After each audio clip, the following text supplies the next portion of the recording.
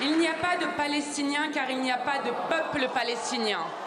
Il est justifié et moral de bloquer l'aide humanitaire pour la bande de Gaza, même si cela pouvait entraîner la mort de 2 millions de Palestiniens. Je veux un État juif qui comprenne la Jordanie, le Liban et certaines parties de l'Égypte, de la Syrie, de l'Irak et de l'Arabie saoudite. Toutes ces phrases ont été prononcées par le ministre des Finances israélien, Smotrich, celui qui se décrit lui-même comme un fasciste homophobe. Et le 13 novembre, l'invité spécial d'un gala destiné, je cite, à mobiliser les forces francophones sionistes au service de la puissance et de l'histoire d'Israël. Ce gala des génocidaires est organisé par Nili Kupfer-Naori, qui ose dire qu'il n'y a pas de population civile innocente à Gaza.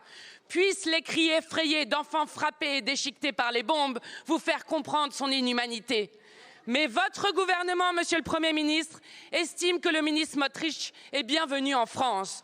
Comment osez-vous accueillir à bras ouverts un des visages les plus cruels du génocide à Gaza et de l'invasion meurtrière du Liban?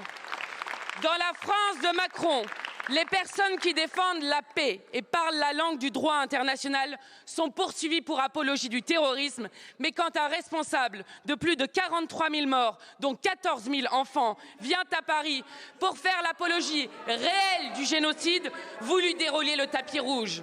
La place du ministre Smotrich n'est pas dans un gala, mais dans un tribunal international sur le banc des accusés.